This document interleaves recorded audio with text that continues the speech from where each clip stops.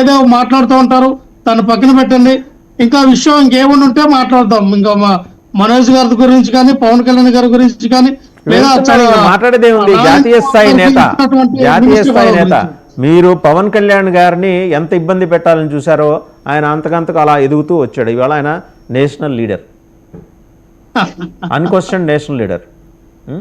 Yes, అంటే పవన్ కళ్యాణ్ గారు national leader. Pawan Kalyan గారిని ఏ రకంగా వాళ్ళకి ముందరగాలకి బంధం వేస్తూ ఉన్నారో పవన్ కళ్యాణ్ గారు గ్రహించుకోవాలి. పాపం జనసేన పార్టీ నాయకులు, మన ఆ మెరుపులు మహేష్ లాంటి వాళ్ళు, కార్యకర్తలు లాంటి మా నాయకుడు నేషనల్ లీడర్ అయ్యారన్నాళ్ళు సంకలు గుర్తుకోవచ్చు, కానీ నేషనల్ లీడర్ కాదండి. ఇక్కడ పవన్ కళ్యాణ్ గారు పట్టుబట్టి తన అన్నకి రాజ్యసభకి పంపించాలి, రాజ్యసభకి సీట్ ఇవ్వాలనే ప్రయత్నం చేస్తే బీజేపీ ప్రభుత్వం ఎంత గేమ్ ఆడిందో వాళ్ళకి అర్థం కావట్లేదు. మీ బీజేపీ ఒకటి తీసుకుంటే టీడీపీ 2 తీసుకున్నాయి. సరే, మూడు పార్టీలు కూడా 3 పంచుకోవచ్చు. అక్కడ బీజేపీ ఒకటి, జనసేన పార్టీ ఒకటి, టీడీపీ ఒకటి ఇవ్వచ్చు. కానీ చంద్రబాబు నాయుడు గారు ఏంటి అక్కడ చాలా తెలివిగా ఆర్ కృష్ణయ్య గారిని బీసీ నాయకుడిగా మళ్ళీ మనం ఇస్తే మళ్ళీ ఇబ్బంది అవుతుందని ఆ బీజేపీ పార్టీకి పంపించి బీజేపీకి ఇచ్చారు. బేదం మస్తన్ రావుకి ఆయనకి ఇచ్చిన మాట ప్రకారంగా ఆయనకి ఇచ్చారు. సరే, ఇంకా కొత్త వ్యక్తి ఎవరు వచ్చారంటే, ఎవరైతే లోకేష్ గారి పేరు చెప్పి రాష్ట్రంలో పలు దందాలు చేసినటువంటి వ్యక్తి 3వ వ్యక్తి. అంటే ఒక టీచర్ నుంచి, హోంగార్డ్ నుంచి, ఒక కానిస్టేబుల్ ఎవరినైనా ఒక ట్రాన్స్ఫర్ చేయాలన్నా, ఒకరికి ఉద్యోగులు ఇవ్వాలన్నా, ఏదైనా ఒక దందా రియల్ ఎస్టేట్ భూ కబ్జాలు చేయాలన్నా నారా లోకేష్ గారి పేరు చెప్పి ఎవరైతే ఈ సానా సతీష్ అన్న వ్యక్తిని ఈ రోజున రాజ్యసభకు పంపించారంటే ఆయన మీద చాలా అలిగేషన్లు ఆంధ్రజ్యోతి పేపర్లో రాసేయండి.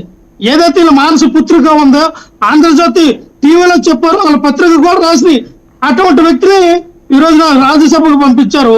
అయ్యా, ఎప్పటి నుంచో పాప అనకాపల్లి సీటును కూడా ఆయన త్యాగం చేసినటువంటి నాగేంద్ర బాబు గారిని ఈ రోజున మొండి చేసి చూపించి, అయ్యా నువ్వు పెద్దల సభకు పనికిరావు, ఇంకా నువ్వు పెద్దోడు కాలా, వయసునిచ్చే పెద్దోడు అవ్వచ్చేమో కానీ పెద్దల సభకు వెళ్ళాలంటే దానికి ఒక హోదా ఉండాలి, ఆ స్థాయికి మీరు సరిపోరామని మరి మీరు రాష్ట్ర స్థాయికి నాయకులు అని చెప్పి మరి నాగేంద్ర బాబు గారిని ఈ రోజున రాష్ట్ర మంత్రివర్గంలో తీసుకుంటామని చెప్పి, అది కూడా స్వయాన టీడీపీ లెటర్ ప్యాడ్ మీద రిలీజ్ చేయడం అంటే, పార్టీ పుట్టి 45 సంవత్సరాల్లో ఏ రోజు కూడా టీడీపీ పార్టీ లెటర్ ప్యాడ్ మీద ఇంకో పార్టీ పేరుని ప్రస్తావించడం అనేది ఇప్పుడు జరగల. అంటే దానికి అర్థం ఏంటంటే, చంద్రబాబు నాయుడు గారి మాట మీద పవన్ కళ్యాణ్ గారికి నమ్మకం లేదు, విశ్వసించట్లా. వాళ్ళ అంతర్గతంగా గొడవలు జరుగుతున్నాయి. ఈ రోజున మోహన్ బాబు గారికి, మనోజ్ గారికి, విష్ణు గారికి ఏ రకంగా అయితే గొడవలు జరుగుతూ ఉన్నాయో ఈ రోజున పవన్ కళ్యాణ్ గారికి, చంద్రబాబు నాయుడు గారికి అలాగే ఇంటర్నల్ గా గొడవలు జరుగుతున్నాయి. ఆయన గొడవల్ని వ్యక్తపరచడానికి ఒకసారి హోమ్ మినిస్టర్ గారిని తిట్టారు, ఒకసారి కాకినాడ పోర్టుకి వెళ్ళి సీజ్ ద షిప్ అన్నారు బియ్యాన్ని, ఇంకోసారి ఏమో వైజాగ్ వెళ్ళి ఎక్కడ కూడా సీజ్ ద షిప్ అన్నారు. అంటే దానికి అర్థం ఏంటంటే, ఆయన యొక్క భావాన్ని, ఆయన యొక్క కోపాన్ని ఎలాగ వ్యక్తపరచాలో తెలియక వెళ్ళి అక్కడ కాస్త ప్రభుత్వాన్ని ఎరకాటంలో పెట్టే ప్రశ్నలు సంధించడం జరిగింది.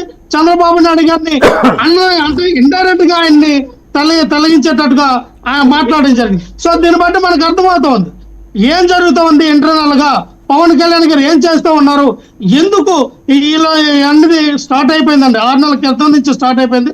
ఖచ్చితంగా ఈ వారం అనేది ఎంతవరకు బీజేపీతో స్నేహబంధం పెంపొందించుకొని నేషనల్ వైజ్కి వెళ్ళి రేపొద్దున 27 ఎలక్షన్లు వచ్చిన మాక్సిమం 27 ఎలక్షన్లు వస్తాయని ఈ రోజున 36 పార్టీలు అంగీకరించి ఇంకా 12-13 పార్టీలు వ్యతిరేకంగా ఉన్నాయి. మాక్సిమం ఆ బిల్లు కూడా ఈ రోజున రేపు ప్రవేశపెడతారు, అది కూడా అయిపోతే నాకు తెలిసినంత వరకు మాక్సిమం 27 ఎలక్షన్లు వస్తాయి. మోడీ గారు పట్టుబడుతూ ఉన్నారు. బీజేపీ పార్టీ, పవన్ కళ్యాణ్ గారు వీళ్ళిద్దరు పార్టీ 2 పార్టీ పోటీ చేస్తాయి. మళ్ళీ టీడీపీ ఒంటరి అయిపోద్ది. ఖచ్చితంగా వాళ్ళ వేసిన ప్లాన్ అది.